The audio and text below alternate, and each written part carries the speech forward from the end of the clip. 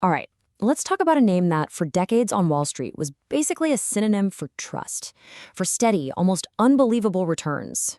That name was Bernard Madoff.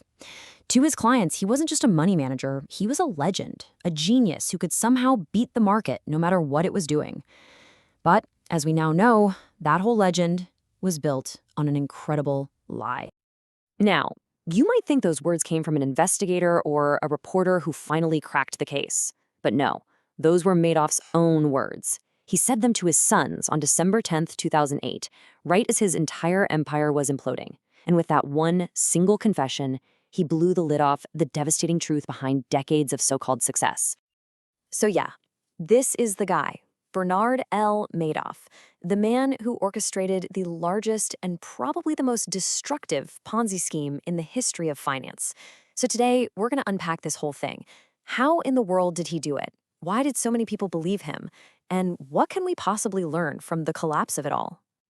I mean, you have to understand, for decades, Madoff's firm just seemed untouchable.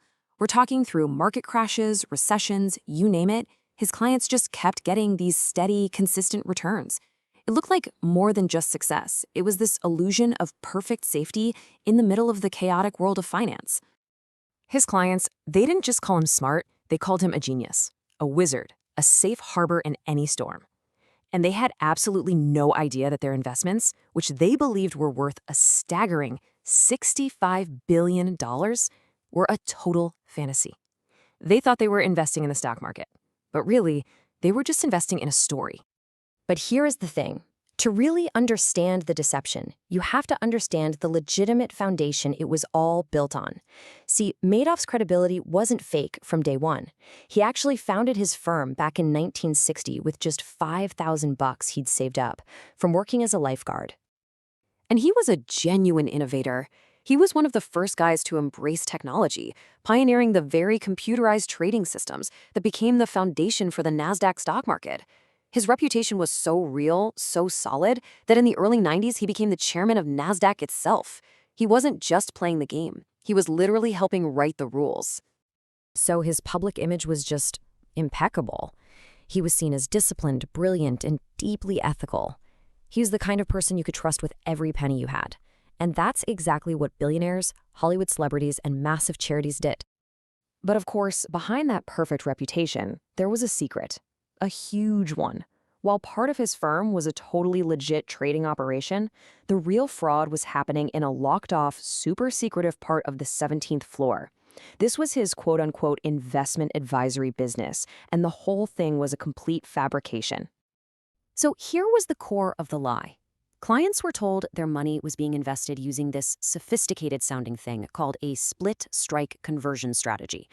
It sounds brilliant, right? Technical, safe. Well, the reality? There were no trades. None. It was just fake statements being printed out on old-school printers and cash from new investors being used to pay off the old ones. And yep, that is the absolute textbook definition of a Ponzi scheme. It's nothing more than a financial house of cards. It needs a constant stream of new money coming in the door just to stay standing. The second that new money stops, the whole thing comes crashing down. Which, of course, brings us to the biggest question in this whole affair. How on earth did one guy keep a lie of this size going for decades, right under the noses of regulators and the entire financial industry? And what's just wild is that people were trying to sound the alarm. A financial analyst named Harry Markopoulos figured it all out way back in 1999. He just ran the numbers and told the SEC, the top financial watchdog, that Madoff's returns were mathematically impossible. He basically gift-wrapped the case for them, but for years, they did nothing. But an illusion like this, it can't last forever. The beginning of the end was the 2008 global financial crisis. As markets all over the world started to panic, the foundation of Madoff's scheme finally began to crack. It's a simple chain of events, really. The market crashed, and suddenly, panicked investors rushed to pull their money out. They were asking for billions of dollars back. But at the same time, because of the crisis, the flow of new money into the fund just completely dried up. The Ponzi scheme was being starved of cash. And on December 10th, knowing the game was up, Madoff confessed everything to his sons. They immediately turned him in. This is the number that just stunned the world. $65 billion. Now, that was the make-believe amount that investors saw on their statements. The actual cash that was lost was closer to 20 billion, which is still insane, but the paper wealth that vanished overnight was just immense. So, what happened to Bernie? Well, he pleaded guilty to 11 federal felonies, everything from securities fraud to money laundering, and the judge just threw the book at him. He was sentenced to 150 years in federal prison. It was the maximum sentence possible, basically making sure he would die behind bars. But, the sentence didn't end the story. The fallout was global. It devastated individuals, families, and huge institutions who had placed their absolute faith in one man. This was never just about money. It was about the shattering cost of misplaced belief. The numbers are just abstract, right? But the human cost was brutally real. Thousands of people lost their entire life savings. Families were ruined. Major charities, like the one run by Nobel laureate Elie Wiesel, were just wiped out. And yeah, famous names like Steven Spielberg and Kevin Bacon lost money, but so did countless ordinary people. And the stress, the ruin, it was so profound that, tragically, some victims took their own lives. Now, in a rare bright spot in this whole dark story, the recovery effort has been surprisingly successful. A court-appointed trustee, a guy named Irvin Picard, has managed to recover over $14 billion of the stolen money through lawsuits and clawbacks, returning a pretty significant chunk of it to the victims. Which really brings us back to that core psychological puzzle. Why? Why did so many smart, successful, sophisticated people not only believe him, but literally beg him to take their money? See, Madoff's real genius wasn't financial. It was psychological. He created this powerful aura of exclusivity. He'd actually turned people away, which only made them want in more. He used social proof. If all these other smart people are invested, it must be safe, right? He leaned heavily on his authority as the former chairman of NASDAQ. And maybe most important of all, his returns were perfectly engineered. They were never too high, just consistently good.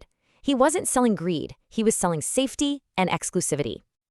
When you boil it all down, Madoff's crime wasn't complex at all. It was brutally simple.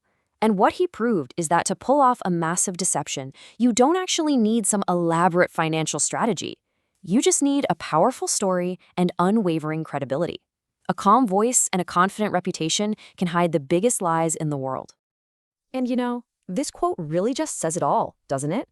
For decades, right in the heart of the financial world, Bernie Madoff convinced everyone he was a pillar of the system, a force for stability, for wisdom. He didn't just exist, he was celebrated for it. And that, without a doubt, was the greatest trick of all.